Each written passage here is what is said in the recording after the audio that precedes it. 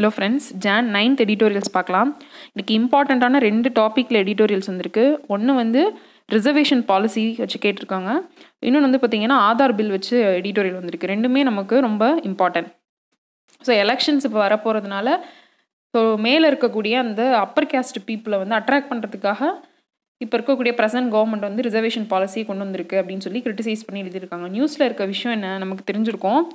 அடிஷ்னலாக இப்போ இருக்கக்கூடிய ரிசர்வேஷன் கோட்டாவை தாண்டி ப்ளஸ் ஒரு 10% அடிஷ்னலான ஒரு ரிசர்வேஷன் கோட்டா கொடுக்க போகிறாங்க. யாருக்குன்னு கேட்டிங்கன்னா ஓப்பன், அதாவது ஜென்ரல் கேட்டகரின்னு சொல்லுவோம் இல்லையா, அந்த ஜென்ரல் கேட்டகரி இல்லையும் சில பேர் வந்து அடிக்குவேட் ரெப்ரசன்டேஷன் இல்லாமல் வந்து எக்கனாமிக்கலாக வீக்கராக இருக்கலாம். ஸோ இதுதான் முக்கியமான வார்த்தை. எக்கனாமிக்கலி வீக்கர் செக்ஷன்ஸ் அவங்களுக்கு வந்து எம்ப்ளாய்மெண்ட்லேயும் எஜுகேஷனல் இன்ஸ்டிடியூஷன்ஸ்லேயும் கோட்டா கொடுக்குறது. அடிஷ்னல் 10% எக்ஸிஸ்டிங்கை விட மறுபடியும் ஒரு 10% வந்து கோட்டா கொடுக்குறதா வந்து நியூஸில் இருக்குது.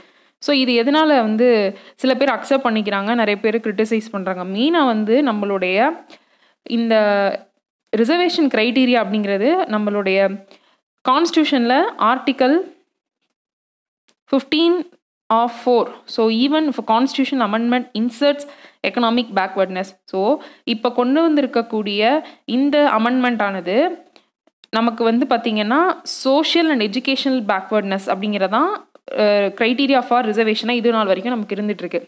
அதாவது சமூக அந்த ஒரு ஸ்டேட்டஸில், சோஷியல் ஸ்டேட்டஸ்லையும் சரி எஜுகேஷனல்லையும் பேக்வர்ட்னஸாக இருக்கணும். அதுதான் வந்து க்ரைட்டீரியாவாக இது நாள் வரைக்கும் நம்மளுடைய கான்ஸ்டியூஷனில் இருக்குது. எக்கனாமிக் பேக்வர்ட்னஸை ஒரு க்ரைட்டீரியாவாக கன்சிடர் பண்ணலை. ஸோ ரிசர்வேஷன் பாலிசிங்கிறதோட பேசிஸே நம்ம புரிஞ்சுக்கணும். இது வந்து ஒருத்தவங்க ஏழையாக இருக்காங்க, இல்லை வந்து அவங்க வந்து எக்கனாமிக்கலாக வந்து பின்தங்கியிருக்காங்க அப்படிங்கிற வந்து ஒரு ரீசனாக வந்து க்ரைட்டீரியா கிடையாது. எது க்ரைட்டீரியான்னு பார்த்திங்கன்னா சமூக அநீதி, அதாவது பல வருடங்களாக குறிப்பிட்ட சமூகம் வந்து இந்த பப்ளிக் பிளேசஸில் வந்து ஒதுக்கப்பட்டிருப்பாங்க.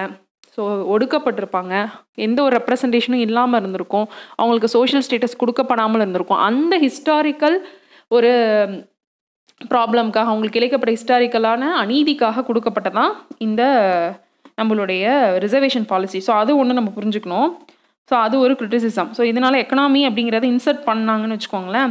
அப்போ உங்களுடைய அமெண்ட்மெண்ட் பண்ணணும், கான்ஸ்டியூஷன் அமெண்ட்மெண்ட் பண்ணணும். அப்போ ஜுடிஷரி இந்த இடத்துல இன்வால்வ் ஆவாங்க. ஸோ ஜுடிஷரி ஜட்ஜ்மெண்ட்ஸ் என்ன சொல்லுது ஆன் ரிசர்வேஷன் அப்படின்னு நம்ம தெரிஞ்சுக்கணும். சுப்ரீம் கோர்ட்டை பொறுத்த வரைக்கும் 50% லிமிட் ஆன் டோட்டல் ரிசர்வேஷன் ஒரு பாலிசியே சொல்லியிருக்காங்க. பிகாஸ் நம்மளுடைய ஈக்குவாலிட்டி நீங்கள் எல்லாருக்கும் ஈக்குவல் ஆஸ்பெக்ட் கொடுக்குறீங்கன்னு வச்சுக்கோங்க.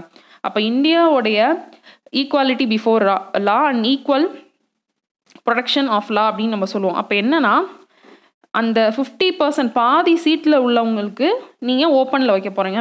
மீதி இருக்கக்கூடிய 50% தான் நம்ம வந்து இந்த பாதிக்கப்பட்டவங்கன்னு சொல்கிறோம் இல்லையா, பேக்வர்ட்னஸ் சோஷியல் அண்ட் எஜுகேஷனல் பேக்வர்ட்னஸ்க்கு கொடுக்குறோம்.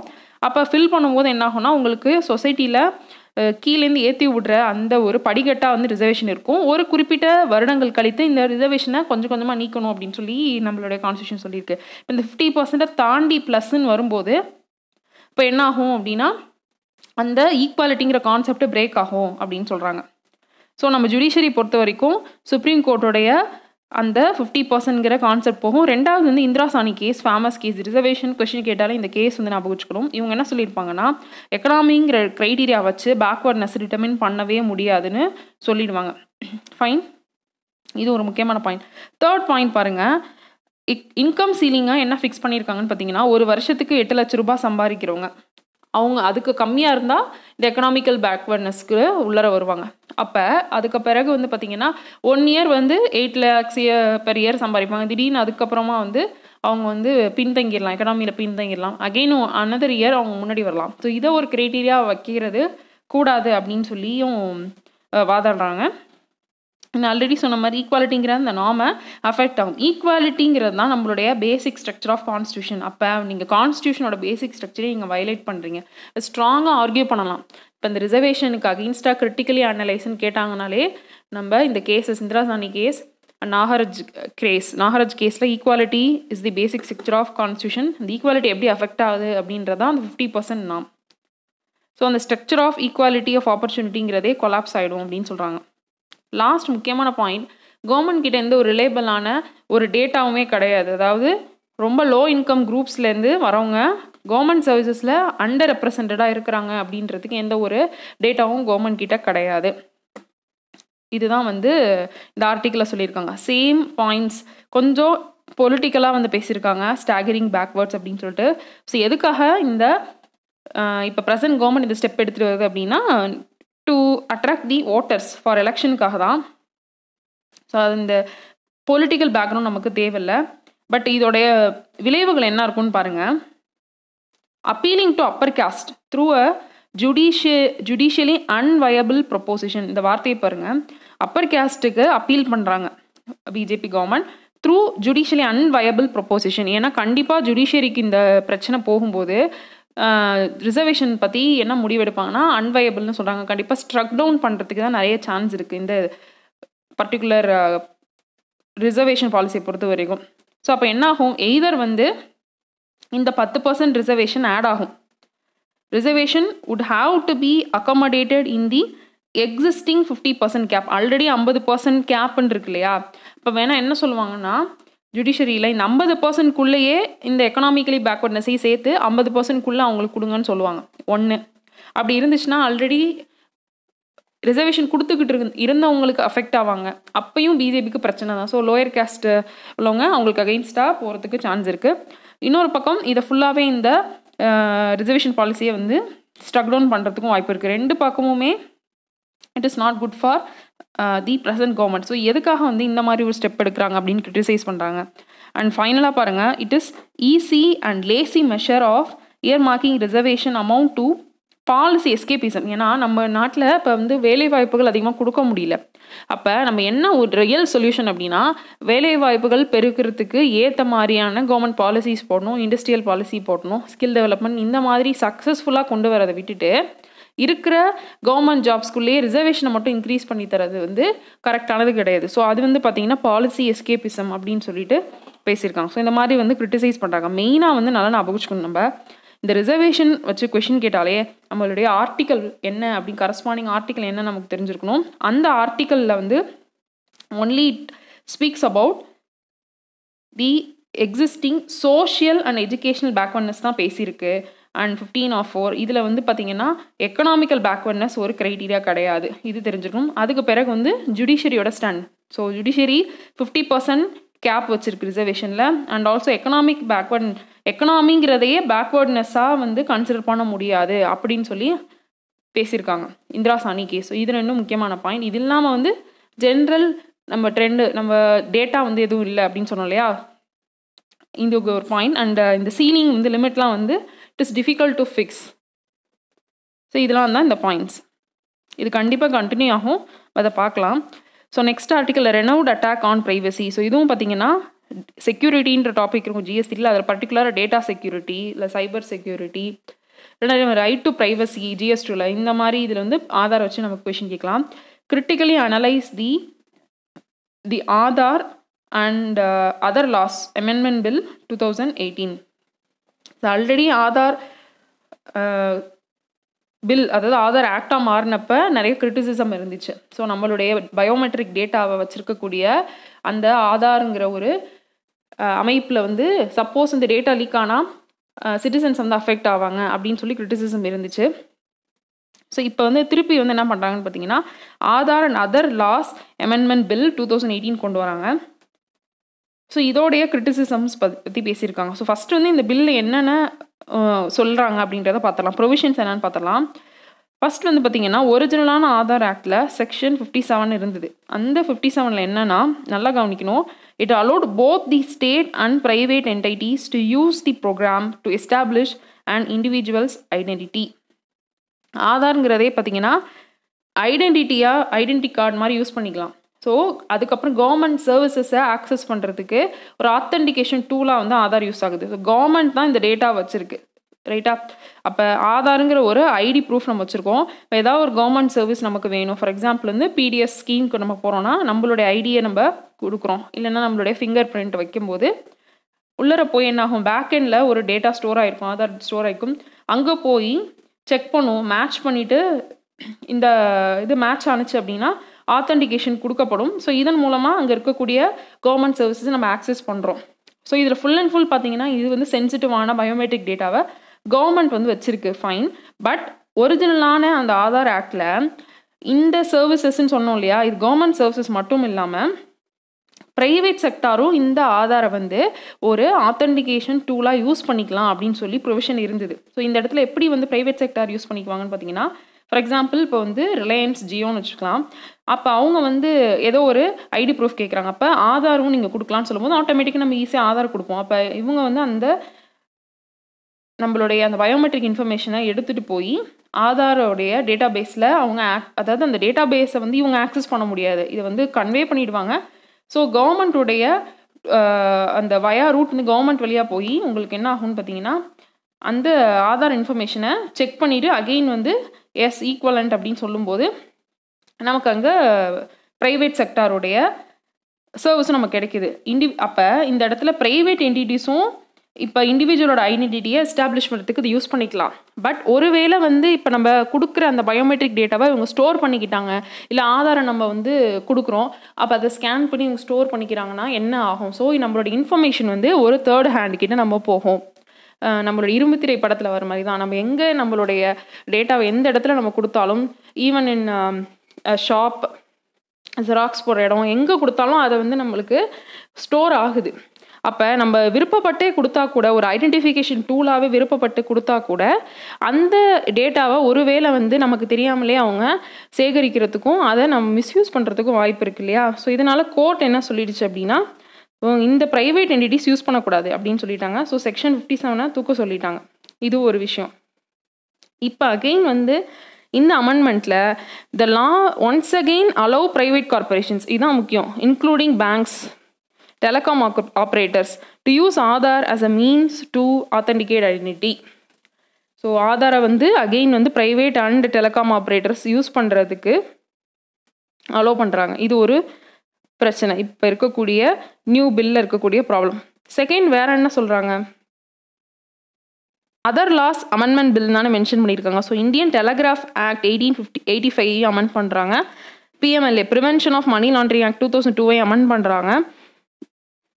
ஸோ இதை அமெண்ட் பண்ணி நாட் ஓன்லி டு ஆதார், அதாவது என்ன சொல்ல வராங்கன்னு பாருங்கள், இந்த டெலிகிராஃப் ஆக்ட் மூலமாகவும் PMLA மூலமாகவும் சர்வீஸ் ப்ரொவைடர்ஸ் இருப்பாங்க. ஃபார் எக்ஸாம்பிள் வந்து ரிலையன்ஸ், அந்த ஜியோ, அந்த சர்வீஸ் ப்ரொவைடர்ஸ் வந்து telecom companies and banks identify their customers by one of the 4 means, ஏதாவது ஒரு 4 முறையில் வந்து ஐடென்டிஃபிகேஷன் பண்ணலாம். ஒன்று ஆதார், இன்னொன்று வந்து offline verification under Aadhaar act, offline மூலமாக ஃபிசிக்கல் வெரிஃபிகேஷன் பண்ணலாம், இல்லை பாஸ்போர்ட் அண்ட் இல்லைனா any other officially valid document that the government may நோட்டிஃபைன்னு சொல்லியிருக்காங்க.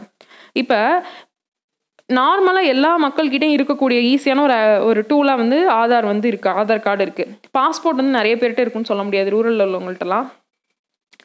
அண்ட் இப்போ ஆட்டோமேட்டிக்காக என்ன பண்ணுவாங்க, மக்கள் வந்து ஆதார் தான் ஈஸியாக கொடுக்க ட்ரை பண்ணுவாங்க. அப்போ இது வந்து இன்டெரக்டாக வந்து ஆதார் மேண்டேட்ரின்னு சொல்கிறதுக்கு ஈக்குவலண்ட் தான் அப்படின்னு சொல்லி அதையும் வந்து கிரிட்டிசைஸ் பண்ணுறாங்க. தேர்ட் பாயிண்ட் பாருங்கள், permits the enactment of a new law allowing the use of Aadhaar by private entities so long as a person voluntarily consents to the each authentication. So நாங்கள் கம்பல்ஷன்னு சொல்லலை, ஆதார் கண்டிப்பாக கொடுத்தா தான் சர்வீஸ்ன்னு சொல்லலை.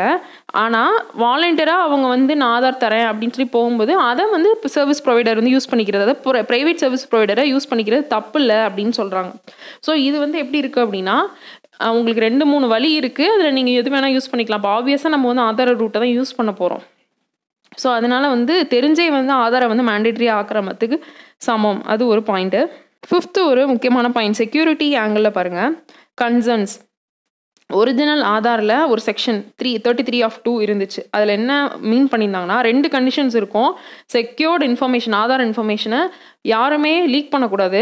எக்ஸப்ட் கண்டிஷன் என்னென்னா, joint secretary லெவலில் இருக்கக்கூடிய ரேங்கில் இருக்கக்கூடிய ஆஃபீஸர் வந்து நேஷ்னல் செக்யூரிட்டிக்கு ஆபத்து அப்படின்னு நினைக்கும் பட்சத்தில் அதை வந்து ரிவீல் பண்ணலான்னு இருந்திருக்கும். அதையும் சுப்ரீம் கோர்ட் வந்து தவறுன்னு சொல்லிடும், அன்கான்ஸ்டியூஷன்னு சொல்லிடும். பட் அகெயின் பாருங்கள், இப்போ இன்ட்ரடியூஸ் பண்ணியிருக்காங்க இல்லையா இந்த அமெண்ட்மெண்ட்டில், ரீஇன்ட்ரடியூஸ் பண்ணுறாங்க, reintroduction of the marginally refurbished section 33. So என்ன ரீஇன்ட்ரடியூஸ் பண்ணுறாங்க, ஜாயின்ட் செக்ரட்டரின்னு இருந்த இடத்துல செக்ரட்டரி அப்படின்னு மாற்றிருக்காங்க. இதுதான் சேஞ்ச் பண்ணியிருக்காங்க. பட் கோர்ட் என்ன சொல்லியிருக்குன்னா, ஒரு ஜுடிஷியர் ஆஃபீஸரை வந்து போட்டு அவங்க டிட்டர்மின் பண்ணணும்னு சொல்லியிருப்பாங்க. ஸோ இந்த மாதிரி வந்து ஜுடிஷியரி சொன்ன விஷயங்கள் எதையுமே வந்து ப்ராப்பராக வந்து திருத்தாமல் திருப்பி வந்து சட்டத்தை வந்து திருத்துறாங்க. அது ஒரு பாயிண்ட். ஸோ இதில் ஏதாவது பாசிட்டிவ் இருக்கா அப்படின்னு கேட்டால் ஒரே ஒரு பாசிட்டிவ் என்ன சொல்லியிருக்காங்கன்னா, inclusion of a class internet and ensuring the children are not denied benefits. Because court சொல்லியிருக்கோம், சின்ன பிள்ளைங்களுக்கு சில சர்வீசஸ் இருக்கும் இல்லையா, கவர்மெண்ட்லேருந்து வந்து mid day meal schemes and other nutrition ஸ்கீம்ஸ்லாம் இருக்கும், ஸ்கூலில் வந்து அட்மிஷன்ஸ், இந்த மாதிரி ஸ்கீம்ஸ்க்குலாம் ஆதார் வந்து கம்பல்ஷன் பண்ணாதீங்கன்னு சொல்லியிருப்பாங்க.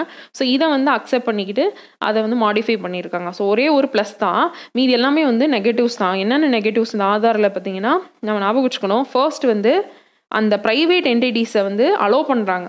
வாலண்டியராக வந்து நம்ம ஆத்தென்டிகேஷன் ஆதார் மூலமாக கொடுக்க ரெடியாக இருந்தோன்னா ப்ரைவேட் என்டிட்டிஸ் ஆத்தென்டிகேஷனுக்கு யூஸ் பண்ணிக்கலாம். அது முக்கியமான பாயிண்ட். அண்ட் வேறு என்ன பாயிண்ட்ஸ் பார்த்தோம், நம்மளுடைய ஃபண்டமெண்டல் ரைட்ஸ் அஃபெக்ட் ஆகும், அதையும் லிங்க் பண்ணிக்கோங்க. ஃபண்டமெண்டல் ரைட் டு ப்ரைவசிங்கிறது ஃபண்டமெண்டல் ரைட்ஸ்ன்னு சொல்லி சுப்ரீம் கோர்ட் சொல்லி இருந்துச்சு, அதையும் லிங்க் பண்ணிக்கோங்க. அதர் ஆக்டையும் அமெண்ட் பண்ணுறாங்க. ஸோ அதுவும் ஒரு ப்ராப்ளம்.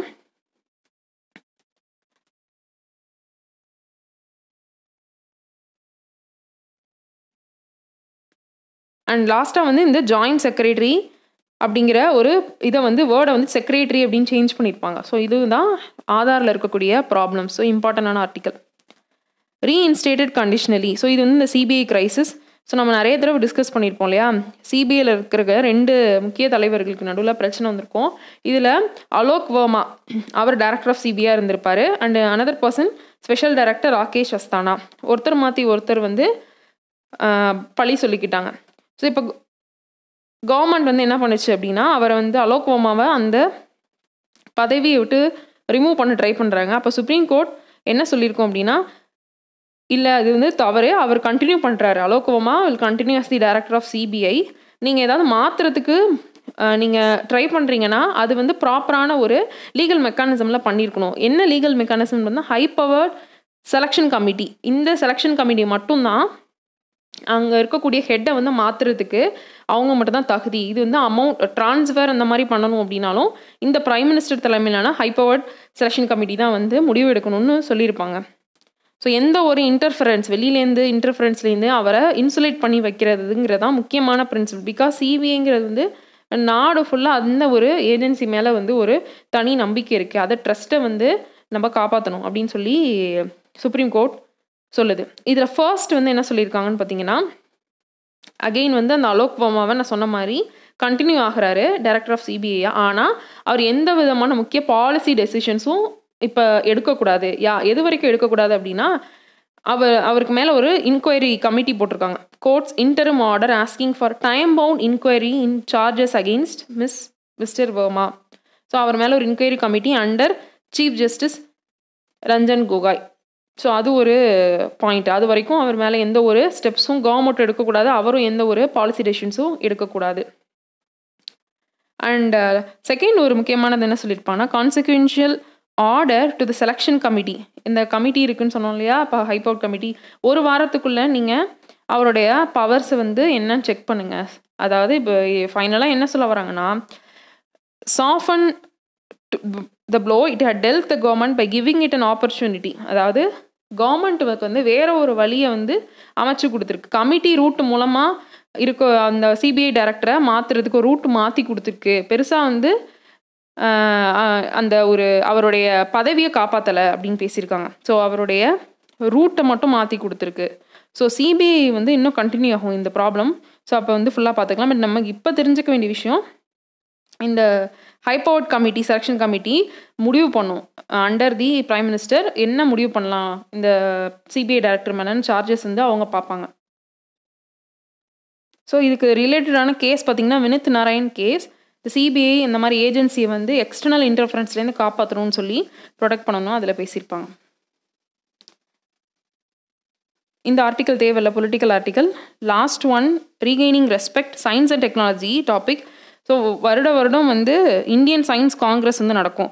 ப்ரிலிம்ஸ் ஆங்கிள் டிஎன்பிஎஸ்சியில் கொஷின் வந்து எத்தனாவது சயின்ஸ் காங்கிரஸ்ன்னு கேட்கலாம். இது 106th காங்கிரஸ் எந்த ஊரில் நடந்துச்சு, ஜலந்தர். ஸோ இது கேட்கலாம்.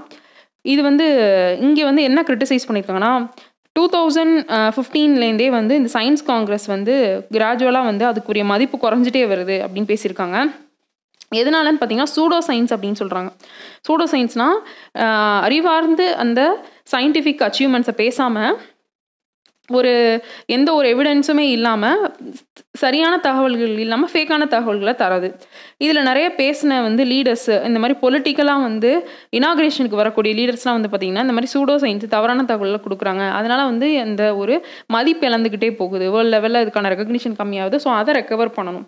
ஃபார் எக்ஸாம்பிள் பாருங்கள், இந்தியாவோட ஏன்ஷியன்ட் சயின்டிஃபிக் அச்சீவ்மெண்ட்ஸை பெருசாக பேசுகிறோம் அப்படின்னு சொல்லி இதை ஆரம்பிக்கிறாங்க. 2014 பிரைம் மினிஸ்டர் மோடி என்ன சொல்லியிருப்பாருன்னா, எக்ஸாம்பிள் சொல்கிறார். கருணா, கணேஷா இவங்களாம் என்ன இருந்தப்பவே ரீப்ரொடக்டிவ் ஜெனட்டிக்ஸ்லாம் நம்ம ஊரில் இருந்துச்சு, காஸ்மெட்டிக் சர்ஜரிலாம் இருந்துச்சு அப்படின்னு சொல்கிறாங்க. அதே போல் அடுத்த வருடம் 2018 ஹர்ஷ்வர்தன் என்ன சொல்லுவாருன்னா, ஆல்பர்ட் ஐன்ஸ்டீன் தியரியை விட வேதாஸில் சுப்பீரியரான தியரிஸ்லாம் இருந்துச்சு. அண்ட் முக்கியமாக டார்வின்ஸ் தியரி ஆஃப் எவல்யூஷனை தப்புன்னு சொல்லி இன்னொரு மினிஸ்டர் பேசுகிறார், சத்யபால் சிங். இது பெரிய கான்ட்ரவர்சி ஆகுது. அண்ட் இந்த மாதிரி பேசும்போது என்ன ஆகும்னு பார்த்தீங்கன்னா, வெளி உலகத்துலேருந்து சயின்டிஃபிக் ஒரு பார்வை இந்தியாவுக்கு இல்லை அப்படிங்கிற ஒரு எண்ணத்தை ஏற்படுத்திடும். ஸோ அது பார்த்திங்கன்னா இந்த அசோசியேஷன் அதை தவிர்க்கணும். It must take bold decisions. அப்போ இந்த ஒரு இனாக்ரேஷன்லாம் தவிர்த்துட்டாங்கன்னா சீரியஸான சயின்டிஃபிக் டிஸ்கஷன்ஸ் நடக்கும் அப்படின்னு பேசியிருக்காங்க. ஸோ எதனால் இந்தியாவில் சயின்ஸ் அண்ட் டெக்னாலஜி அந்தளவுக்கு வளர்ச்சி ஆகலை, இந்த மாதிரி ஏதாவது கொஷின் கேட்டாங்கன்னா இந்த சூடோ சயின்ஸ் அப்படிங்கிற ஒரு பாயிண்ட் எழுதி எக்ஸாம்பிள்ஸ் இதை போட்டுக்கலாம். ஓகேவா? Thank you friends.